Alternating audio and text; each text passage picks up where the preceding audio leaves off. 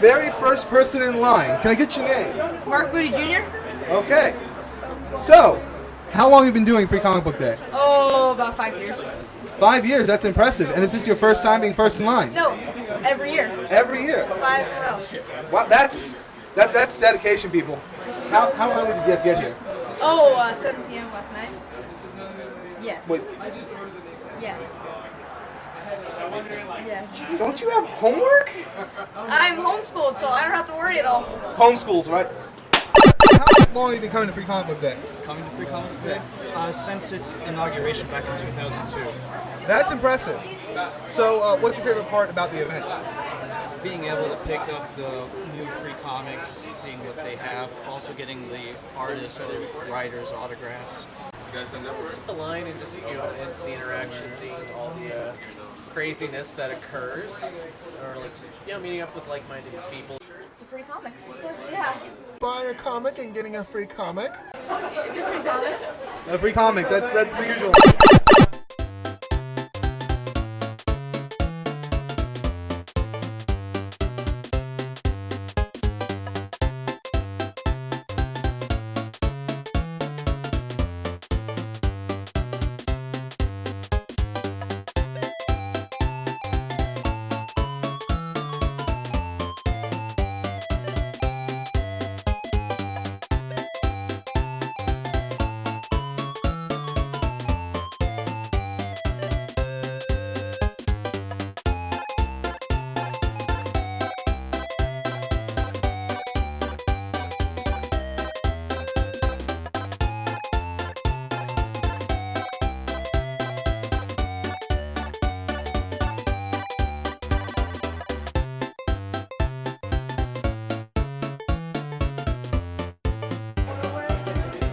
So much nerdiness. It's a beautiful thing.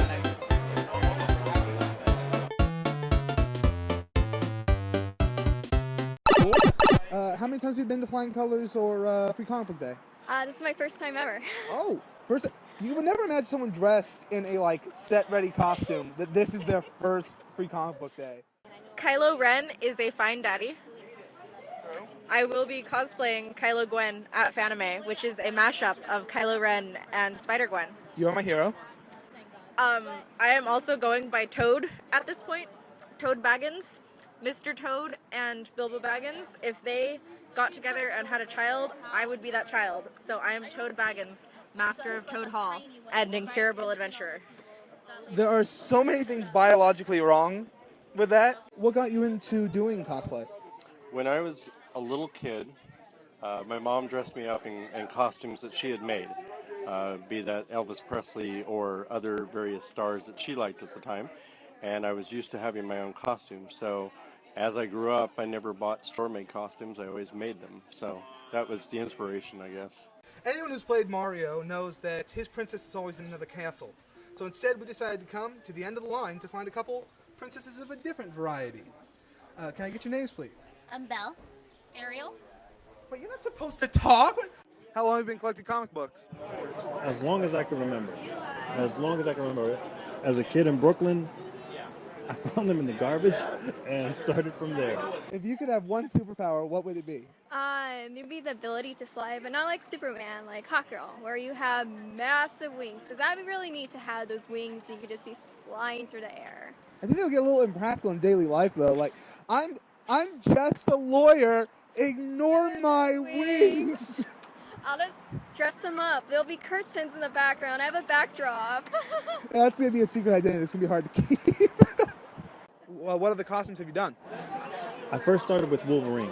So a lot of folks here have met me as Wolverine.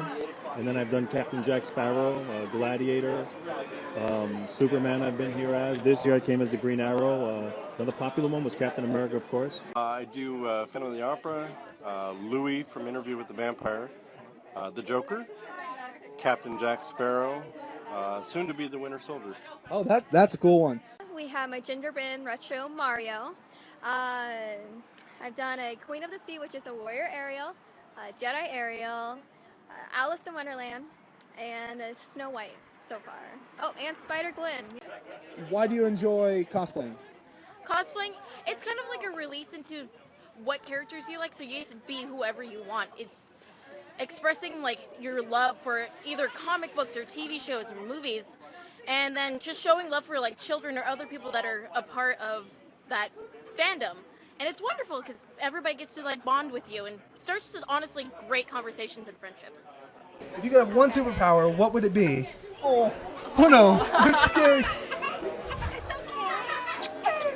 I'm a monster.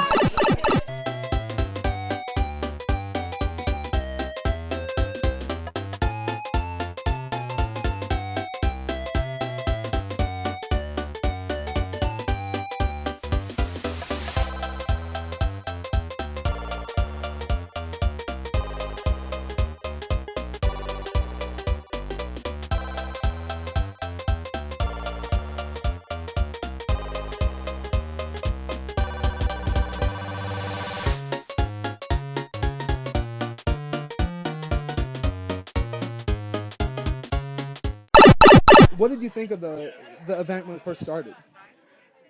I thought I was really excited when it first started, just to see as many people come in the store as have been, and it's pretty much grown. Well, it grew pretty quickly this first few years, and then it kind of leveled out just because of the amount of people we can get through here in 8 hours. But it was a lot of fun those first years. The industry was a lot different back then. There was not that full-on science fiction, fantasy, comic book, superhero culture as a mainstream yet. What people call geek culture. That wasn't really mainstream yet. This is Susie. Hello. Hi, Susie. Hey. She is not actually this tall. What's one of the craziest things you've ever seen come through that door during Free Comic Book Day? There was this guy, he's a local cosplayer, and he dressed up like aliens and predators. Like a xenomorph. Alien, yes. Was it like pretty Xenomorph. accurate? Yeah, and it's all like paper mache. His head was about this big, Oh gosh. and he had a big long tail. Just kept whacking things off, just knocking everything over, which is why most of our cosplayers hang out outside now. Here he is. There he is. The man himself, Joe Field. The man who began Free Comic Book Day and runs a tight ship here at Flying Colors. I didn't know our ship was so tight. So tell me, Joe, a little bit about how Flying Colors started Free Comic Book Day. Oh, it's an old story. Next door is a Baskin Robbins. They used to have a free scoop night. Saw a long line out in front. I thought, hey, we can do this because the only thing cooler than ice cream is comics, right? So I proposed it in a column that I wrote for a magazine, and the magazine was a business-oriented magazine for comic retailers. And soon after that, the industry picked it up, and we have been running with it ever since 2002. So how long did it take before it really took off with a lot of the different stores? Well, even in the first year, we had a really nice participation. I think in the first year there was 1,600 plus stores, something like that, which is fairly unheard of for something fresh out of the gate to get that kind of a pickup. So it's obvious that there was something about the concept that was going to be workable.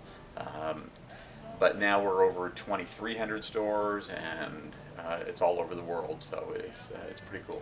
Look, for me, the whole thing is if people are readers, they should be also reading comics. Comics do something more than just prose, because as a comic reader, you're working both sides of your brain. You're doing some interpretive stuff as well as cognitive stuff. It's a very powerful medium, and some of the biggest writers for books, for movies, for TV, for all other media are wanting to write comics or are already writing comics. I think, honestly, if someone is a reader, if they walk into a store like Flying Colors, they'll be able to find something that they will like and want to come back to week after week and month after month forever.